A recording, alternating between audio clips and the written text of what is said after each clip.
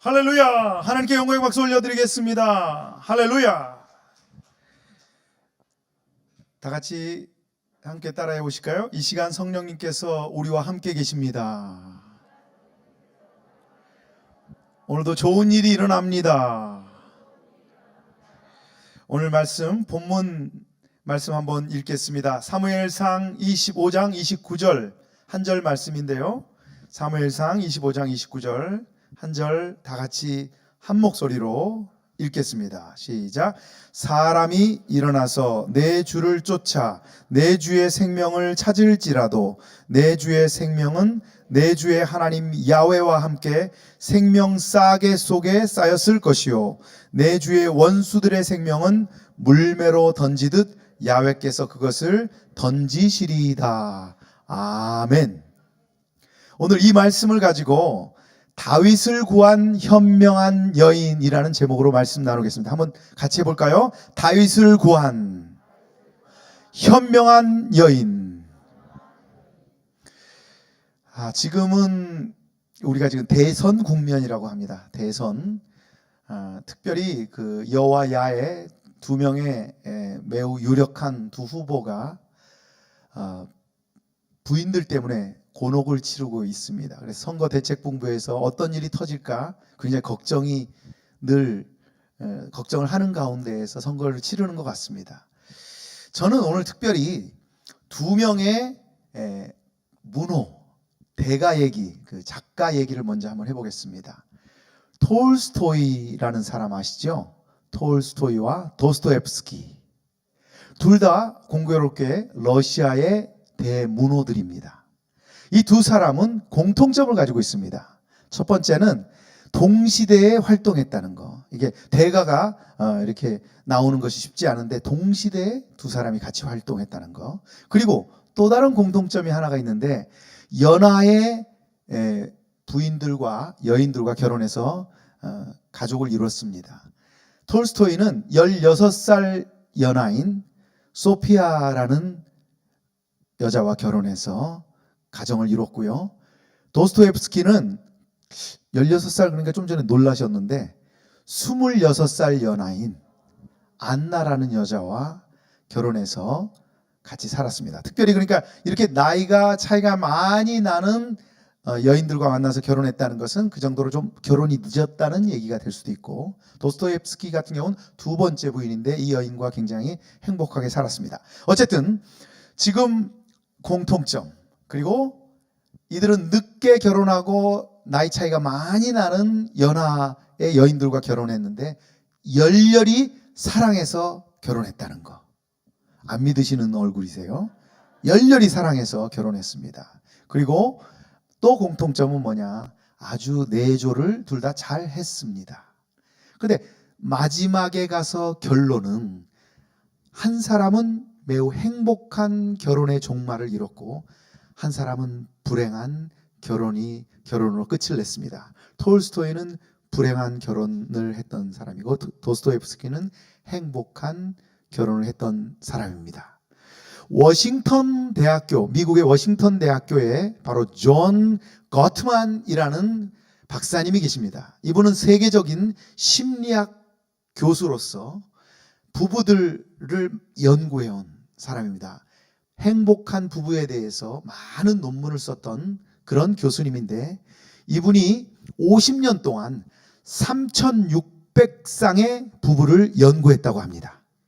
3,600쌍의 부부를 50년이나 연구하면서 이분이 보통 3분 정도 부부를 데려다 놓고 관찰하면서 몇 가지 질문을 하면 그것이 대답하는 거에 따라서 이 사람들이 행복할지 불행할지를 바로 구분한다고 합니다. 그 분석하는 거의 결론으로 보면 바로 이 톨스토이와 도스토옙스키도 그분이 분석했겠죠. 그래서 이 두 사람이, 한 사람은 행복하게 끝났고 한 부부는 불행하게 끝났는데 그 결론을 내릴 때 행복한 부부의 조건이 있습니다. 첫 번째로 행복한 부부의 조건은 친밀함입니다. 친밀함.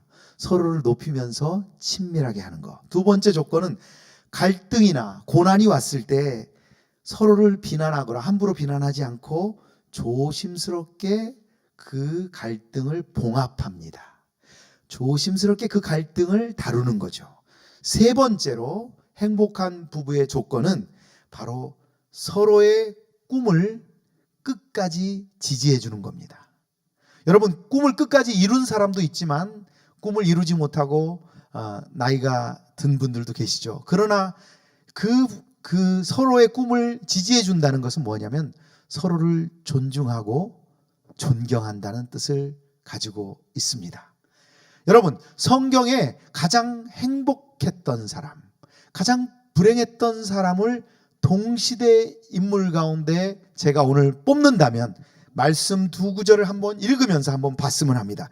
사도행전 13장 22절입니다. 다윗을 왕으로 세우시고 증언하여 이르시되, 같이 읽어볼까요? 내가 이새의 아들 다윗을 만나니 내 마음에 맞는 사람이라 내 뜻을 다 이루리라 하시더니, 행복한 다윗. 다윗은 그 후에 바로 구원자이신 예수 그리스도가 그의 계보 가운데 탄생하죠.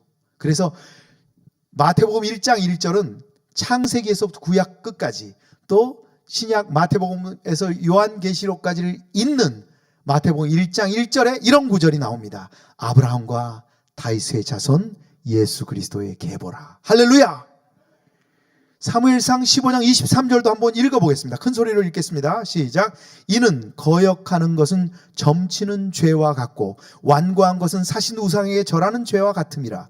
왕이 야훼의 말씀을 버렸으므로 야훼께서도 왕을 버려 왕이 되지 못하게 하셨나이다 하니. 누구에게 한 말인가요? 사울 왕에게 사무엘 선지자가 하나님의 말씀을 전한 겁니다. 동시대의 인물, 톨스토이와 도스토옙스키와 같이 동시대 인물 가운데 한 사람은 행복하고 한 사람은 불행한 결말을 내리고 있죠. 하나님께서 가장 싫어하시는 것은 무엇일까요? 보통 우리는 성경에서 우상 숭배라고 얘기합니다. 그런데 여기서 보니까 완고한 것은 사신 우상에게 절하는 죄와 같다.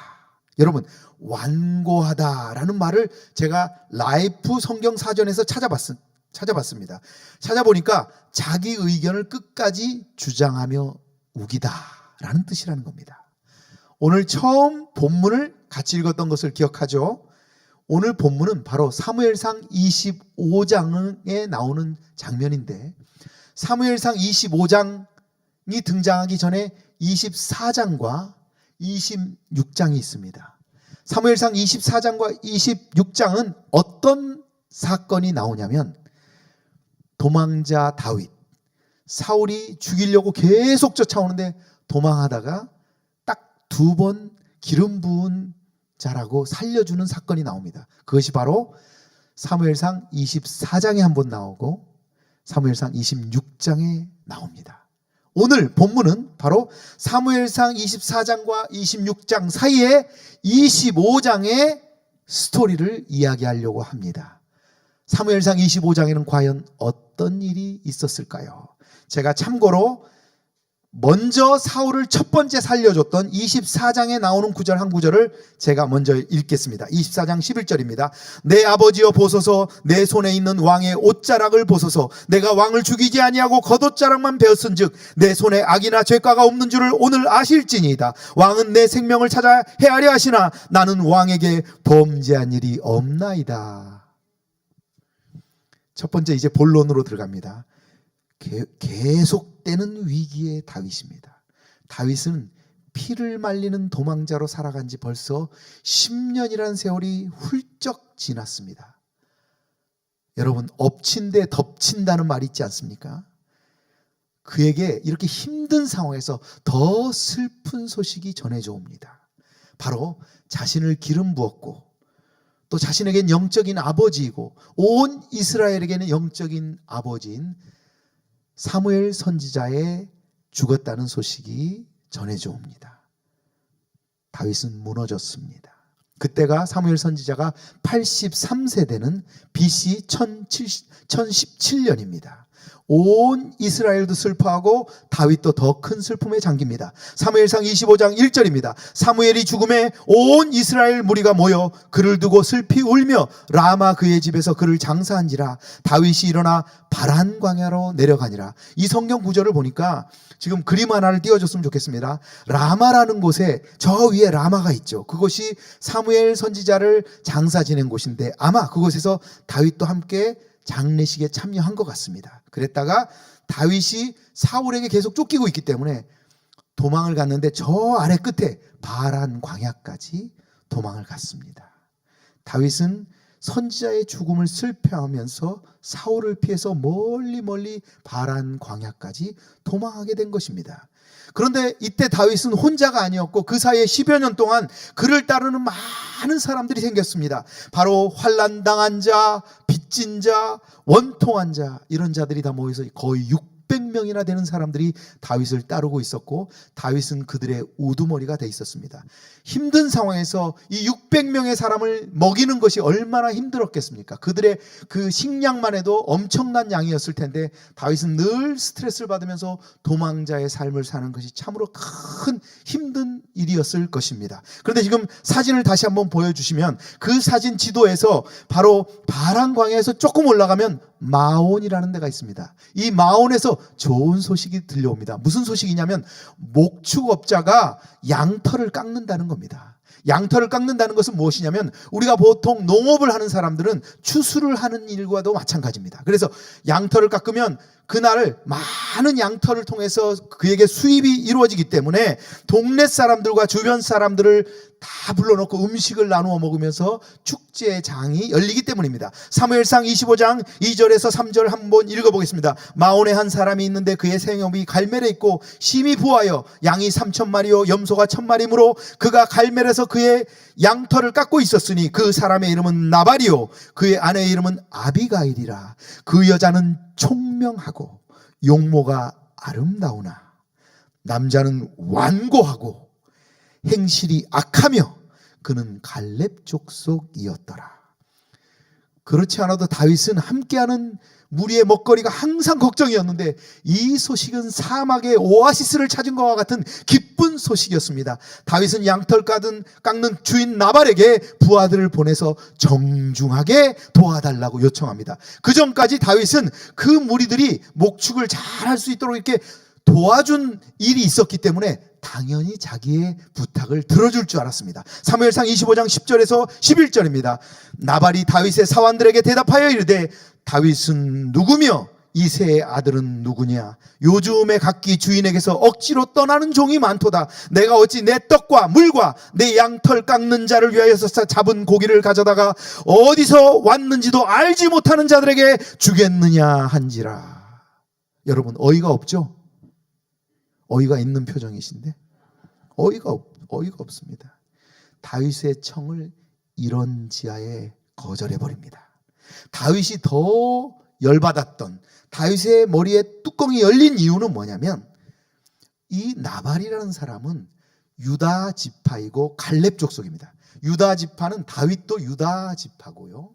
갈렙은 특별히 그 유다 지파 중에서 혈통이 아주 좋은 집안의 사람이라서 그를 더 믿었을 수도 있습니다. 그런데 같은 족속인 사람에게 배신을 당한 겁니다. 거기에다가 그냥 안 준다 그런 것이 아니라 아주 큰 상처를 남기죠. 뭐죠? 요즘 각기 주인에게서 억지로 떠나는 종이 많도다. 여기서 주인은 누구죠? 사울. 종은 누구죠? 다윗. 이 얘기를 들었을 때 이제 도망다니고 쫓겨다니는 것도 열받아 죽겠는데 다윗이 어떻게 됐을까요? 분노에 가득 차서 이제 더 이상 참지 못합니다. 다윗이 이제 완전히 터져버린 거예요. 그래서 400명의 부하, 이제 함께 다니는 무리가 600명이라 그러는데 보통 그때 당시 유대인들은 남자들의 숫자를 얘기하는 겁니다. 그러니까 그 600명 가운데 400명의 그 칼을 쓸 수 있는 사람들을 데리고 그 나발과 그 일당들을 다 쳐버리기 위해서 막 달려갑니다. 말을 타고. 이때 나발의 하인 중 한 사람이 아내인 아비가일에게 이 사실을 보고합니다. 그의 아내 아비가일은 빠른 상황 판단으로 음식을 가지고 급히 다윗에게 달려갑니다. 사무엘상 25장 18절입니다. 아비가일이 급히 떡 200덩이와 포도주 2가죽 부대와 잡아서 요리한 양 5마리와 볶음곡식 5새와 건포도 100송이와 무화과 뭉치 200개를 가져다가 나귀들에게 씻고, 완고한 남편한테는 비밀로 하고 자기보다 먼저 하인들을 보냅니다. 사무엘상 25장 19절 소년들에게 이르되 나를 앞서가라, 나는 너희 뒤에 가리라 하고 그의 남편 나발에게는 말하지 아니하리라 하니라. 대단한 여자죠. 요즘 이런 여자 볼 수 있나요? 못 봅니다. 대단한 여자입니다. 두 번째로 들어가서 감정을 다스리는 자가 승리자이다. 여러분, 고대 철학자 중에서 세네카라는 사람이 이런 말을 했습니다. 분노를 지연시키는 것이 분노에 대한 최선의 묘약이다. 여러분, 화났을 때 그 화를 연기시키는 거, 지연시키는 것이 오히려 분노에 대한 최고의 약이라는 거예요. 놀라운 말이죠. 자, 이런 말 너무 유명한 말이죠. 한자로 수신제가 치국평천하. 이건 뭐죠? 자신을 다스리고 집안을 다스리고 그 다음 나라를 다스리고 천하를 다 호령할 수 있다는 것이죠. 그럼 어디서부터 출발하죠? 자기 자신부터 출발합니다. 내 자신의 분노도 조절하지 못하는 사람은 큰 일을 할 수 없다는 뜻이죠.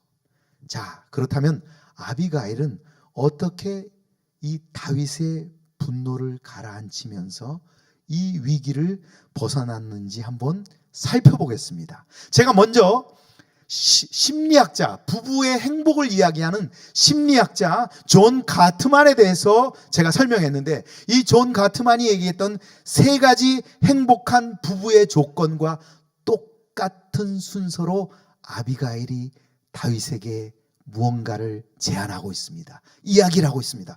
첫 번째로, 무조건 다윗의 분노를 누그러뜨리기 위해서, 친밀감을 주기 위해서 바짝 엎드립니다. 사무엘상 25장 24절 한번 큰 소리로 같이 읽어보겠습니다. 시작. 그가 다윗의 발에 엎드려 이르되 내 주여 원하건대 이 죄악을 나 곧 내게서 돌리시고 여종에게 주의 귀에 말하게 하시고 이 여종의 말을 들으소서. 어떻게 하죠? 바짝 엎드리고 죄악을 남편한테 돌리지 말고 내 탓이요 이러면서 분노를 가라앉히죠. 그리고 주의 귀에 말하게 하시고 저의 말을 좀 들어주세요 라고 가라앉히고 있죠. 이 바로 존 카트만이 얘기한 첫 번째, 친밀감을 하고 있습니다.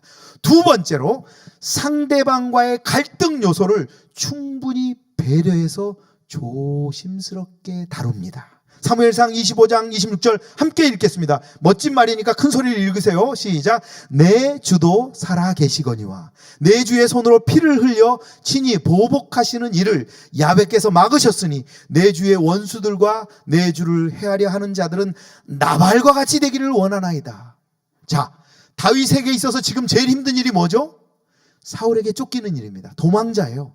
그런데 바로 내 주, 그러니까 다윗, 당신, 내 주는 내 주의 원수들과 내 주를 해하려 하는 자들은 누구와 같이 되기를 원한다? 나발과. 나발이란 이름 뜻, 자기 남편의 이름 뜻이 미련한 자, 바보라는 뜻이에요. 사울, 다윗을 죽이려고 쫓아다니는 사람들은 바보, 미련한 자들이라 그거예요. 기가 막힌 비유의 얘기를 하고 있죠. 이 말 뜻은 원수 사울이 나발과 같이 되기를 원한다라고 매우 은유적으로 멋지게 표현하고 있습니다. 세 번째로, 다윗의 꿈을 알고 지지해주며 용기를 줍니다. 사무엘상 25장 28절 읽겠습니다. 주의 여종의 허물을 용서하여 주옵소서. 야훼께서 반드시 내 주를 위하여 든든한 집을 세우시리니 이는 내 주께서 야훼의 싸움을 싸우시며 내 주의 일생에 내 주에게서 악한 일을 찾을 수 없음이니이다. 할렐루야. 큰 소리 읽으세요. 좋은 말씀이시니까. 여러분 보십시오. 내 주를 위하여 하나님께서 집을 세운다. 그리고 지금 다윗이 싸우고 있는 일, 사울에게 쫓겨서 돌아다니면서 싸우고 있는 이 일이 다윗의 개인의 일이 아니라 야훼의 싸움을 싸우고 있다, 그 얘기예요. 너무 놀라운 얘기죠. 그래서 내 주에게서 악한 일을 찾을 수 없다. 이것은 뭐냐면 당신이 왕이 될 것이라는 위대한 예언을 하고 있는 것입니다. 다윗이 꿈을 꾸고 있는 이 꿈을 지지해 주고 있는 것입니다. 할렐루야. 이런 멋진 여인들이 나와야 됩니다. 우리 기독교에서. 할렐루야. 여기 세 가지, 존 가트만 박사가 얘기했던 순서대로 아비가일이 하고 있는데, 이제 네 번째 아비가일에 한 가지를 더한 것이 있습니다. 그것이 뭐냐면 다윗이 가장 사랑하는 분이 누구인가요? 야훼 하나님 아닌가요? 다윗은 하나님 마음에 합한 자입니다. 하나님만 바라봅니다.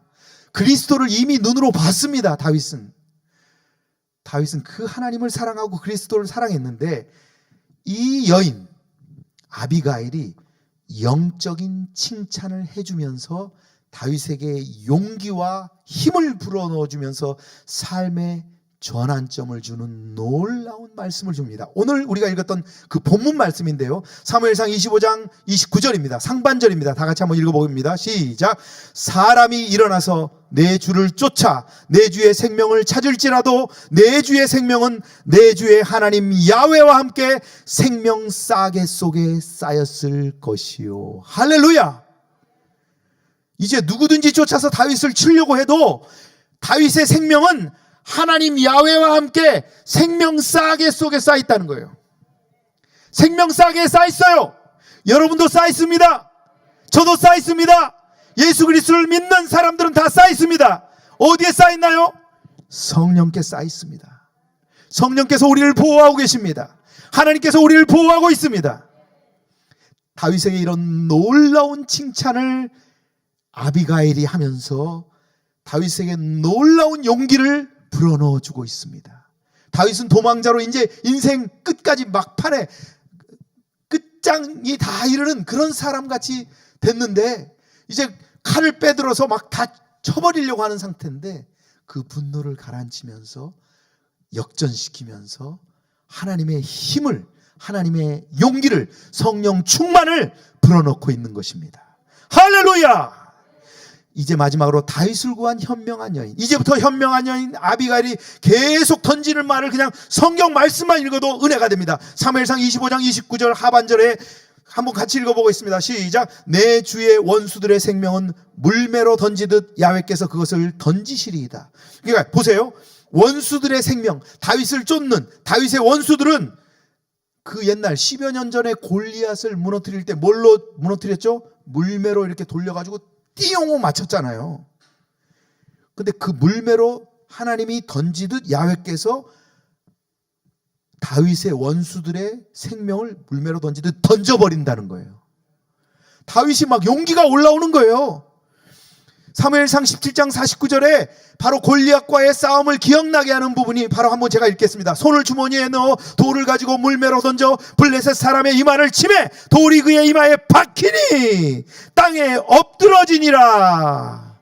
골리앗이 넘어지는 장면입니다. 그리고 계속 이어질 사무엘상 25장 30절에 야훼께서 내 주에 대하여 하신 말씀대로 모든 선을 내 주에게 행하사 내 주를 이스라엘의 지도자로 세우실 때, 사무엘상 25장 31절입니다. 내 주께서 무죄한 피를 흘리셨다든지 내 주께서 친히 보복하셨다든지 함으로 말미암아 슬퍼하실 것도 없고 내 주의 마음에 걸리는 것도 없으시리니 다만 야훼께서 내 주를 후대하실 때 원하건대 내 주의 여종을 생각하소서 하니라. 자, 얘기가 다 끝났습니다.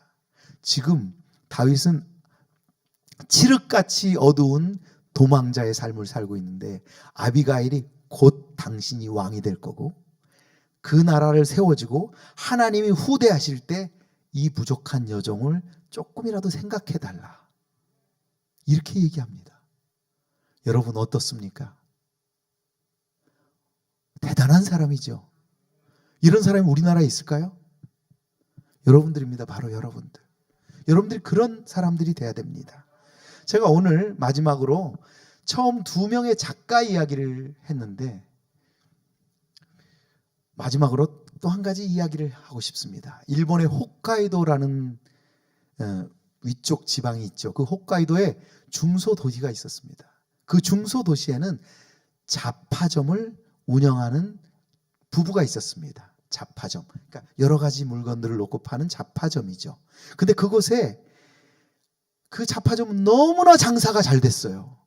그래가지고 오전부터 이렇게 점심 이후까지는 남편이 그 가게를 지켰고 오후부터 아내가 그 가게를 지켰습니다. 그런데 사람들이 문전성시를 이루어서 밤 10시가 되도록 손님들이 계속 왔기 때문에 눈코 뜰 새 없이 바빴어요. 근데 그 가게의 건너편에, 여기가 사거리였는데 저 건너편에 어느 날 잡화점, 똑같은 잡화점 하나가 들어서는 거예요. 더 놀라운 사실은 그 잡화점엔 손님이 한 명도 안 간다는 거예요. 그 집은 그냥 아무도 안 가. 그러니까 이 잡화점 여주인에게 누가 찾아와서 조용히 귀뜸을 해줍니다. 저 집엔 손님이 없어서 이제 몇 달이 됐는데도 손님이 없어서 이제 문을 닫는다고 합니다. 이런 얘기가 전해져 온 거예요. 그랬더니 이 여인이 그때부터 자기가 머리를 써서 어떤 일을 하냐면 자기 잡화점에 있는 물건을 뒤에 이렇게 창고에다가 집어넣어 버립니다. 그러면 이제 손님들이 와서 예를 들면 뭐 칼이나 도마 같은 걸 사러 왔어요. 아, 칼 사러 왔습니다. 그랬더니 잡화점 여주인이 칼이 다 떨어졌어요. 그래요. 그러면 어떡하죠? 저 앞집에 가보십시오.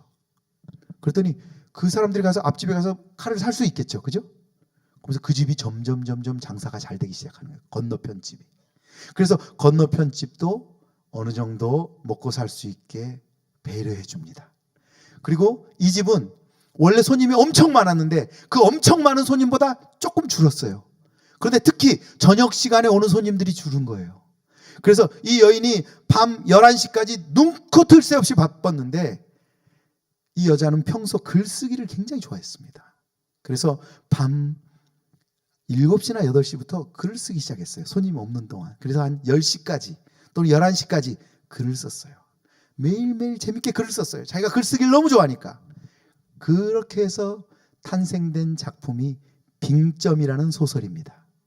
바로 미우라 아야코 작가의 이야기입니다.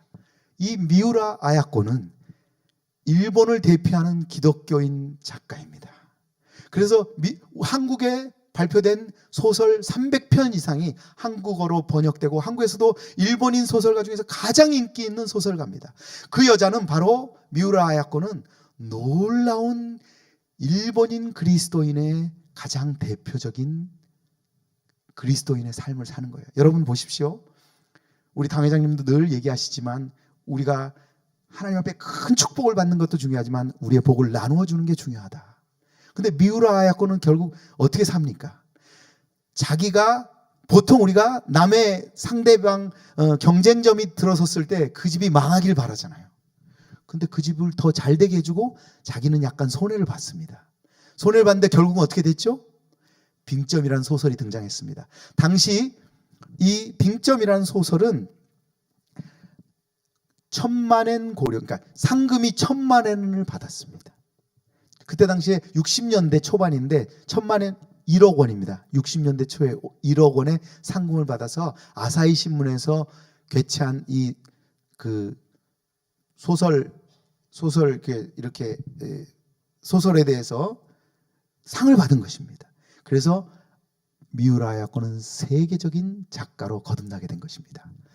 하나님이 주시는 그 은혜로 이웃을 돌볼 때, 현명한 결정을 할 때 하나님은 더 큰 축복으로 우리에게 역사하시는 하나님임을 알 수 있습니다. 사무엘상 25장 35절 다윗이 그가 가져온 것을 그의 손에서 받고 그에게 이르되 내 집으로 평안히 올라가라. 내가 내 말을 듣고 내 청을 허락하노라. 나발은 아무것도 모른 채 실컷 술 먹고 아침 늦게까지 잡니다. 이에 아내한테 아비가일에게 이런 얘기 듣습니다. 다윗이 우리 가족들을 다 몰살하려고 오는 것을 제가 가서 막았습니다 라고 얘기하니까 깜짝 놀라가지고 시름시름 앓다가 나발은 10일 정도 후에 죽습니다. 이 사건이 있는 후 사무엘상 26장에 다윗은 용기를 얻고 사울을 죽일 수 있는 상황에서도 하나님의 기름 부은 자라고 죽이지 않고 그렇게 해서 그 고비를 넘긴 다음에 다윗은 사무엘 하에 드디어 위대한 이스라엘의 왕, 유다의 왕, 통합 왕국의 왕으로 등단하고 아비가일을 아내로 맞아서 멋진 삶을 살면서, 가장 행복한 삶을 살면서 하나님 마음에 합한 자로 귀하게 쓰임받은 자가 된 것입니다. 할렐루야! 오늘 현명한 아비가일, 다윗을 구한 이 아비가일의 이야기를 통해서 우리들은 하나님께 어떻게 우리가 앞으로 살아가야 하고 한국 기독교가 나아가야 할 방향을 아비가일의 이야기를 통해서, 미우라 아야코의 신앙을 통해서 우리는 배웠고, 이러한 삶을 통해서 예수 그리스도의 겸손과 예수 그리스도의 온유, 그리고 우리 여의도 순복음교회 성령 충만함을 통해서 하나님께 영광 돌리는 저와 여러분들이 되시기를 예수님의 이름으로 축복드립니다. 함께 기도하겠습니다. 하나님 아버지 감사합니다. 하나님께서 다윗을 위기의 상황에서 아비가일을 통해서 구하게 하시고, 구할 뿐만 아니라 그에게 비전을 허락하여 주시고, 다시 한번 하나님의 나라, 또 다윗을 통하여서 그리스도의 나라가 세워지는 것을 꿈꾸게 하여 주시니 감사합니다. 오늘날 우리들도 그러한 현명한 사람들이 되어서 이 나라에 귀하게 쓰임받는 자들이 되게 하여 주시고, 우리 하나님의 사람으로서 귀하게 쓰임받는 우리 모두가 될 수 있도록 주님 축복하여 주시옵소서. 우리들은 하나님이 주신 원수들의 생명은 물매로 던지듯 야훼께서 그것을 던지는 그러한 축복을 받게 하여 주시고, 우리를 하나님의 야훼와 함께 생명 싸개 속에 쌓여있는 성령과 함께 쌓여있는 삶으로 우리가 승리하는 삶을 살 수 있도록 주님 축복하여 주시옵소서. 주님께 모든 영광 돌리며 예수님의 이름으로 축복하며 간절히 기도드렸사옵나이다. 여러분 가운데 아픈 분이 계시다면 아픈 부에 손을 얹고 기도합니다. 또 성령 충만을 원하시는 분들은 머리에 손을 얹고 기도합니다. 또 아픈 분 지인들이 있다면 그 지인들의 아픈 부에 손을 얹고 함께 기도합니다. 내가 나사렛 예수의 이름으로 명하노니 모든 질병은 우리 사랑하는 성도님들로부터 떠나갈지어다. 예수님의 보혈의 능력으로 내가 명령한다. 모든 질병은 떠나갈지어다. 심한 두통, 불면증, 우울증, 노이로제, 정신질환, 치매는 나사렛 예수의 이름으로 명하노니 떠나갈지어다. 목과 어깨 통증도 예수의 이름으로 물러갈지어다. 심장병도 나을지어다.